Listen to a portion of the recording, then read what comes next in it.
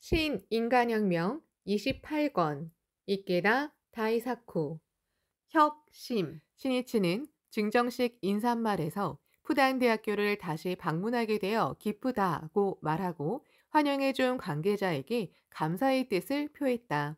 또 이번 제4차 방중은 중일 평화 우호 조약이 체결되어 미래를 향한 새로운 결의에 불타고 있다고 강조하고 도서 증정에 대한 심정을 말했다.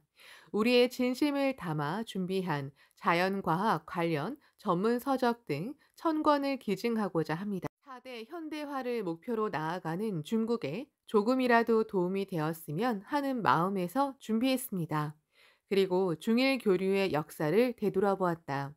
양국은 전쟁이라는 불행한 시절도 있었습니다. 그러나 평화로운 시절에 사람들의 왕래는 양국의 문화 발전에 크게 기여했습니다.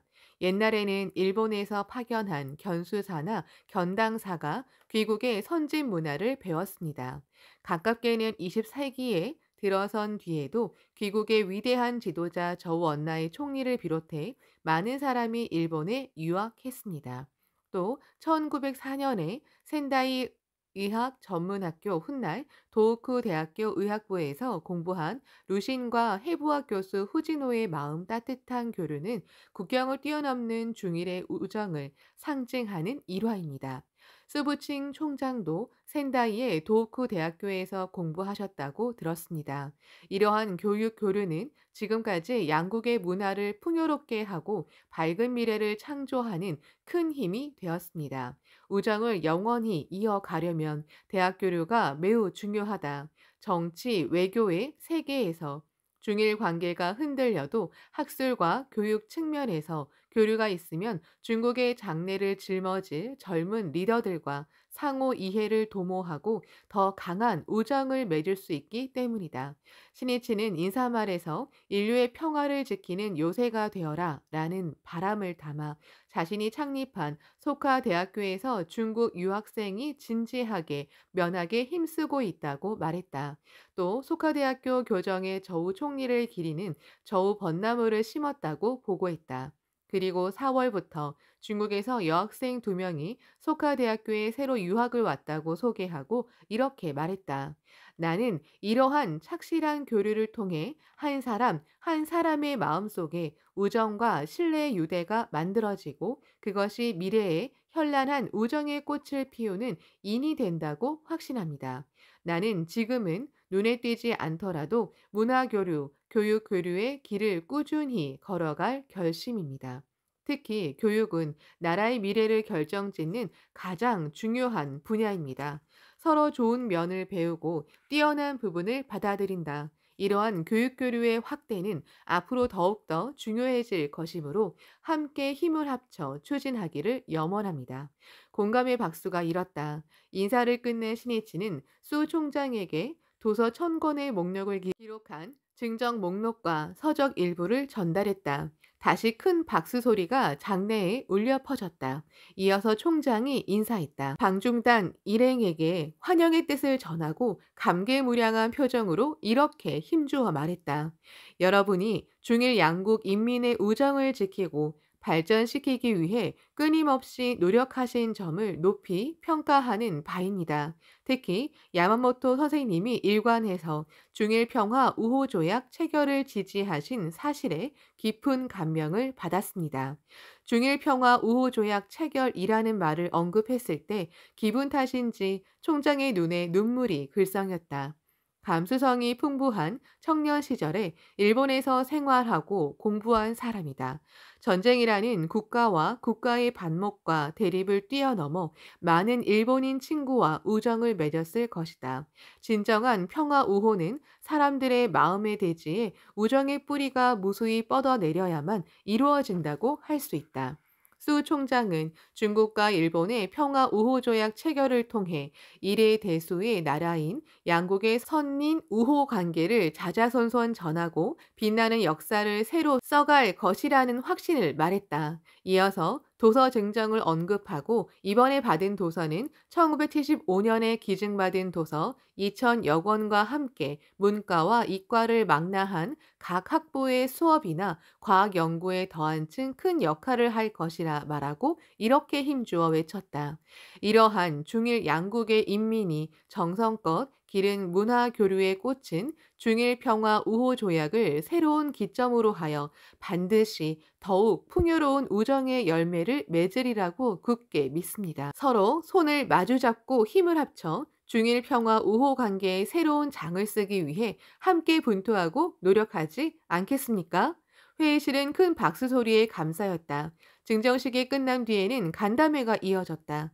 12년 동안 일본에서 유학한 수 총장은 유창한 일본어를 섞어 방중단의 질문에 대답했다. 푸단 대학교는 전교생이 기숙사 생활을 하는데 학생 67명이 같은 방을 쓰며 화기애애하게 서로 배우고 있다고 했다.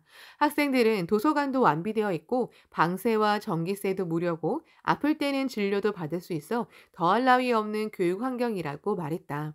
학생들의 말에서 나라에 대한 신뢰와 감사함을 느꼈다. 신이치는 이 신뢰야말로 국가의 중요한 기반이라고 생각했다. 국가가 국민에게 신뢰를 잃으면 건국의 토대는 무너진다. 4인방이 일으킨 문화 대혁명의 시대가 막을 내리자 중국 인민은 국가와 중국 공산당을 크게 기대하며 신뢰하는 듯했다. 화제가 푸단 대학교의 일본어 교육으로 바뀌고 교수진 등이 소개될 때 총장이 이렇게 말했다. 실은 제 아들도 일본어 교수입니다. 곧 일본에 갈 예정입니다. 부자 이대가 일본에서 생활하고 중일의 가교가 되는군요. 굉장합니다. 총장은 신이치의 말에 웃음을 지었다. 푸단 대학교에서 도서 증정식을 마친 신이치 일행은 13일 오후 상하이에서 급행열차를 타고 수저우로 갔다. 당초 일행은 상하이에서 우시로 바로 갈 예정이었지만 하늘에 극락이 있다면 땅에는 수저우, 항저우가 있다고 할 정도로 유명한 강남의 경승지를 안내하려는 중국 측의 배려로 수저우에서 하룻밤 묵기로 했다. 열차 안에서 3년 5개월 만에 방문한 상하이의 인상을 서로 이야기했다. 거리에서 파마를 한 여성의 모습이 눈에 띄었다는 등의 이야기가 화제가 되었다. 중국은 점점 바뀌고 있군요. 여성들의 표정에도 생기가 넘칩니다. 자유를 얻은 기쁨과 새로운 시대를 짊어지려는 기계가 느껴집니다. 중국은 앞으로 급속도로 발전하지 않을까요? 이것이 부인부의 감상이었다. 또 신이치는 중일 우호협회 순핑화 비서장과 함께 바람직한 우호에 관해 서로 이야기를 나눴다. 4년 전 중국을 처음 방문했을 때 어떻게 하면 중일 우호를 영원히 지속시킬 수 있느냐에 관해 순 비서장과 의견을 나눈 적이 있었다. 그때 신이치는 루시니 쓴 고향의 한 구절을 인용해 순 비서장이 한 말을 잊지 못했다. 루시는 본래 땅 위에는 길이 없다. 지나가는 사람이 많아지면 그것이 곧 길이 된다고 말했습니다. 저는 우호의 길도 그렇게 만들어진다고 생각합니다. 많은 사람이 한 걸음 또 한 걸음 밟고 지나가면 그것이 쌓여 평화의 대도가 됩니다. 그리고 그 길은 결코 하루아침에 만들어지지 않습니다. 그때 신이치가 이렇게 대답했다. 전적으로 동감합니다. 나와 아내도 앞으로 몇 번이고 중국에 오겠습니다. 아니, 우리만이 아니라 젊은 세대도 많이 데리고 오겠습니다. 중일의 평화 우호와 미래를 위해 함께 길을 엽시다. 순 비서장도 그날의 대화를 선명하게 기억하고 있었다. 선생님은 그대로 행동으로 옮기면서 훌륭한 길을 계속 만들고 계십니다. 감사합니다. 두 사람은 또다시 굳은 악수를 나눴다. 이후 4년여의 세월이 흘렀다. 수저우로 가는 차창 밖으로 한가로운 전원 풍경이 끝없이 펼쳐졌다. 이기작을 했는지 아직 어린 푸른 벼가 바람에 살랑거렸다. 때마침 물소등에 올라탄 아이들의 모습도 보였다. 종행으로 뻗은 수로 위로 흰 돛을 단 작은 배가 물결을 일으키며 느긋하게 흘러가고 있었다. 신이치를 단장으로 하는 방중당 일행은 오후 3시가 넘어서야 물의 도시라고 일컫는 수저우에 도착했다. 상하이에서 1시간 반 정도 걸리는 여정이었다. 수저우는 정원의 도시로도 유명하다. 강남의 정원은 천하제일, 수저우의 정원은 강남제일이라고 할 정도로 예전에는 정원이 200여 개나 있었다고 한다. 일행은 중국 4대 정원 중 하나인 조일정원으로 안내되었다. 16세기 초 명나라 때 조성된 조일정원은 5만 제곱미터가 넘는 부지에 크고 작은 연못과 수로가 있고 돌산과 회랑, 정자가 아름답게 배치되어 있었다. 마치 한 폭의 그림을 보는 듯했다. 그리고 당나라 시인 장계가 읊은 풍교 야박으로 유명한 한산사를 견학하고 밤에는 정성스레 준비해 환영연에 참석했다. 이번 방문은 수저우 견학을 비롯해 여러 곳에서 중국 측의 깊은 배려를 느낄 수 있었다. 가령 이 무렵 중국에는 아직 자동차가 많지 않았다. 사람들의 교통수단은 대부분 자전거였다. 그런데도 상하이에서도 수저우에서도 일행의 이동수단은 버스가 아니라 승용차였고 멤버 한두 사람당 한 대씩 제공되었다. 한 멤버가 그러한 사실을 이야기하자 중일우호협회 순핑화 비서장이 힘주어 이렇게 말했다. 야마모토 선생님을 비롯해 창가학회 여러분이 어떤 심정으로 중일 우호의 흐름을 열어 오셨는지 또 그 노력이 역사적으로 얼마나 위대한 일인지를 저희는 잘 알기 때문입니다. 야마모토 선생님이 계셨기에 중일 국교 정상화가 가능했고 평화 우호 조약도 체결되었습니다. 그 신의와 은의를 저희는 영원히 잊지 못합니다. 우호와 평화의 화원을 만드는 작업은 신의를 관철하고 신뢰의 토양을 일구는 일에서 시작된다. 9월 14일 방중단 일행은 자수 연구소를 방문해 천년의 역사를 자랑하는 수저우 자수를 만드는 과정을 견학했다. 맨 처음 안내받은 방에는 높이 2m의 6폭짜리 병풍이 놓여 있었다. 매화, 동백꽃, 대나무 그리고 새를 수놓은 훌륭한 구도와 화려한 색채에 일행은 시선을 빼앗겼다. 놀랍게도 병풍 뒷면도 똑같이 수놓여 있었다. 신이치가 정교한 기술에 감탄하며 작업을 보고 있자 담당자가 이렇게 설명했다. 수저우 자수는 전통적으로 간의 수공예로 전해져 왔습니다. 그러나 중화인민공화국이 건국한 뒤로는 연구소를 만들어 기술 향상과 후계자 육성에 힘을 쏟고 있습니다. 그 결과 자수를 놓는 실이 1000종류를 헤아리게 되었고 자수기법도 18가지에서 50가지로 늘었습니다. 또 문화 대혁명 때는 디자인도 획일화되고 노동을 강조하는 작품이 중심이었는데 지금은 다양한 그림을 수놓고 있습니다. 만리장성 등의 풍경이나 꽃, 새, 물고기, 벌레 등의 종류에도 도전하고 있습니다. 문화 대혁명 시대가 끝나고 자유의 바람이 불기 시작했음을 진심으로 기뻐하는 모습이었다. 자유 없이는 인간의 행복도 없다. 그러나 자유를 얻고 행복을 확립하려면 한 사람, 한 사람이 반드시 자신을 규제하고 향상시켜야 한다. 말하자면 인간혁명의 철학이 필요해진다. 신이치는 이것이 앞으로 큰 과제가 되리라고 생각했다. 일행은 자수연구소에 이어 수저우시 북서부에 있는 경승지 후추를 찾아갔다. 후추는 2500년 전 춘추시대의 오나라 왕 함려를 묻은 곳으로 사흘 뒤 흰 호랑이가 그 위에 웅크리고 앉았다는 전설에서 후추라는 이름이 생겼다고 한다. 30m 정도 되는 언덕 정상에는 벽돌로 쌓은 후추탑, 우남사탑이 우뚝 솟아있다. 961년에 완성된 이 탑은 팔각형 7층의 높이가 47.8m 정도 되었다. 탑은 집안 치마로 약 3도가량 기울여져 있어 동양의 피사의 사탑이라고 불린다고 했다.